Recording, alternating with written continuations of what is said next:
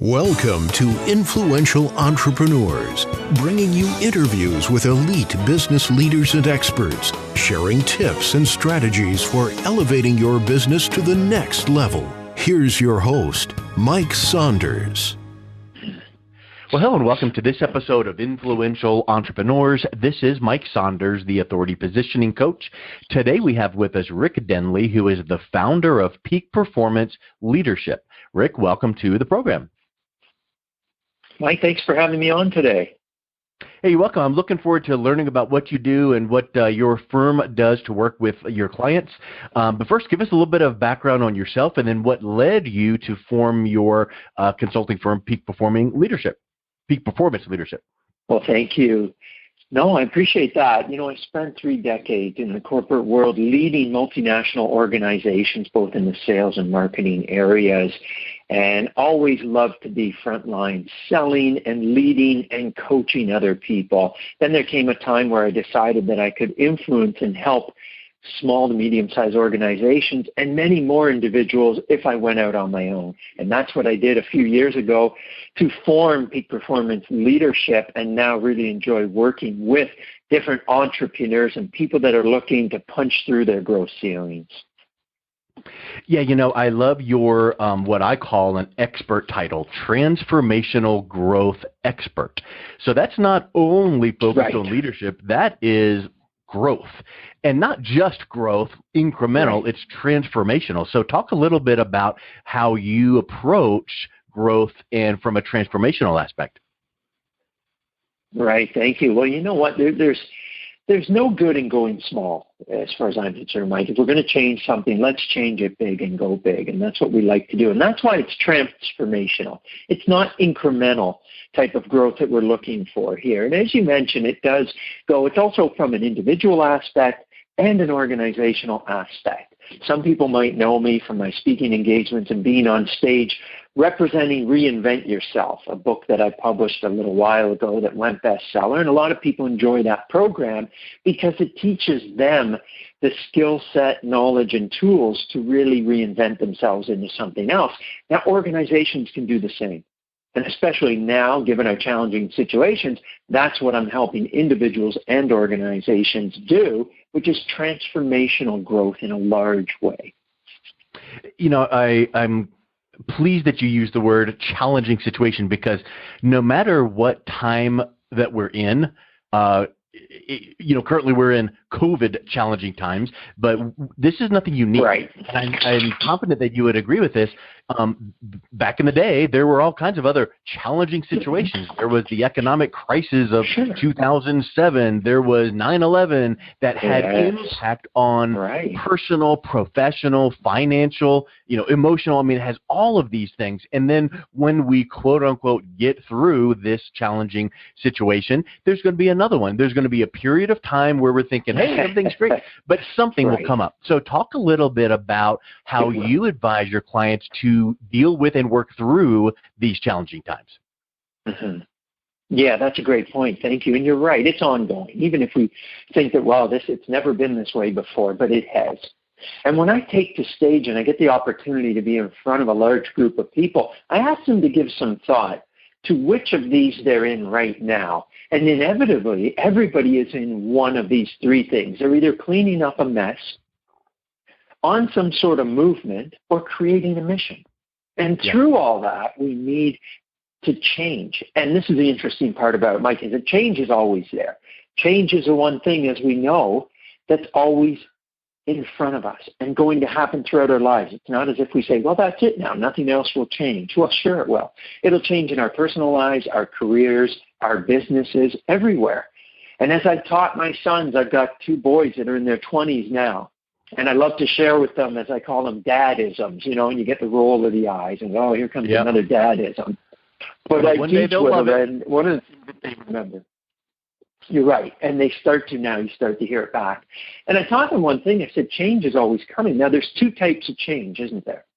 There's the type of change that we create, that we decide I'm going in a different direction. I'm going to change where I'm at now. And we do that. And we have some sort of self-accountability because we decided to make that change. Then there's a change that comes our way that we didn't ask for. That's always the tougher one for people. And I didn't ask for this change. Woe is me. I didn't ask for a health issue or the economy to change or for me to lose my job or technology to put me out of work and so on. But in either of these cases, I coach people and train them on the fact that you need to get out in front of that change. It doesn't matter how it came to you, whether you initiated it or it came your way. You still need to lead that change. You've got to get to the front of the bus and drive it in the direction that you want it to go.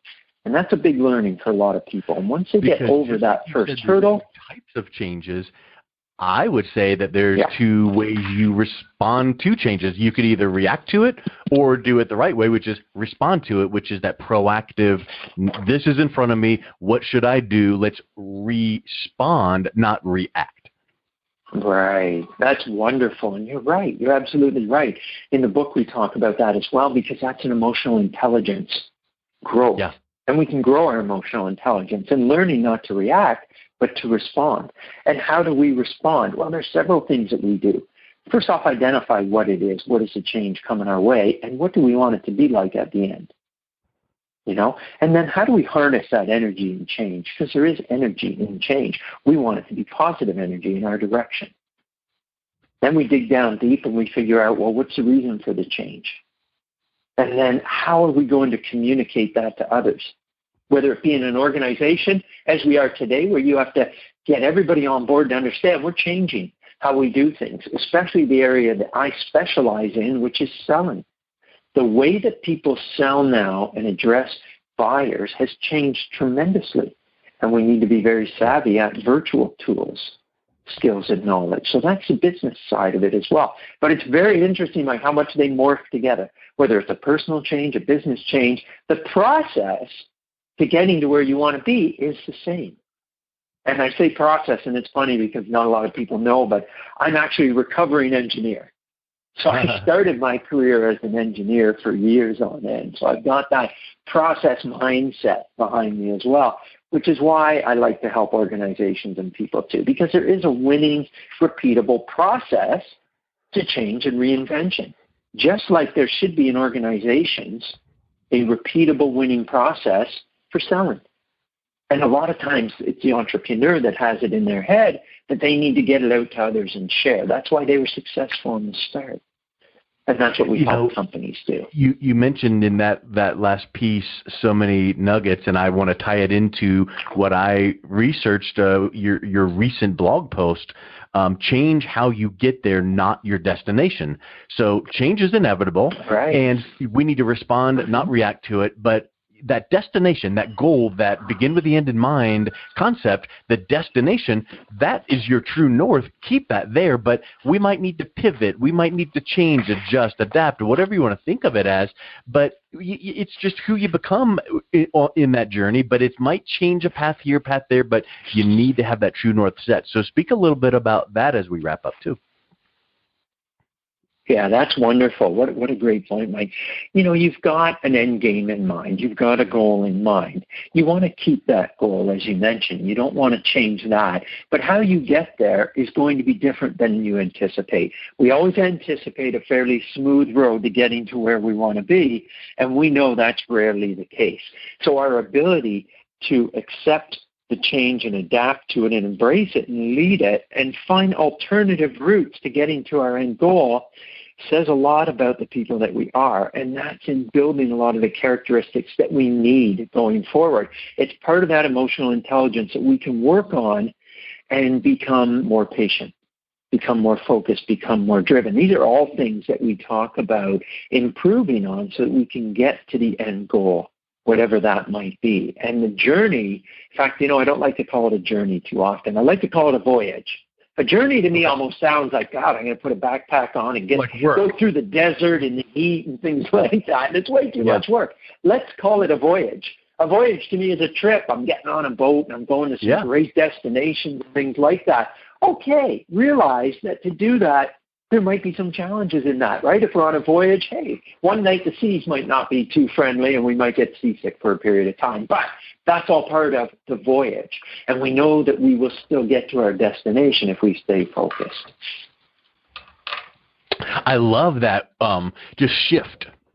Journey and voyage, because you're right. The voyage makes it sound like, I set out on this voyage and I planned it out and here's the trip. But this journey does feel like, I'm hiking, I'm sweating, I'm laboring. So isn't it interesting how just a small shift in words or the way we think about something really does change how we approach that? So I think that's a really neat way to phrase that. Good, thank you. It does. Listen, there's been so much change right now, especially in businesses, and this is where I'm focusing with growth leaders, entrepreneurs, and sales leaders right now so that they can make that shift. It's a big ask for leaders to strike that delicate balance between short-term needs right now and long-term priorities. But we do that and we clarify it. And there's a re-examination that goes on, and then a definition of what skills, tools, and knowledge we should be providing to the people around us so that they can continue to be successful on their voyage to get to where they and the organizations want to be. Yeah, I love it. Well, Rick, let's just wrap up with this. What's the best way that someone could reach out, learn more about you, read your book, listen to your podcast, and maybe connect and see how you can maybe come alongside them in their voyage to breaking through ceilings?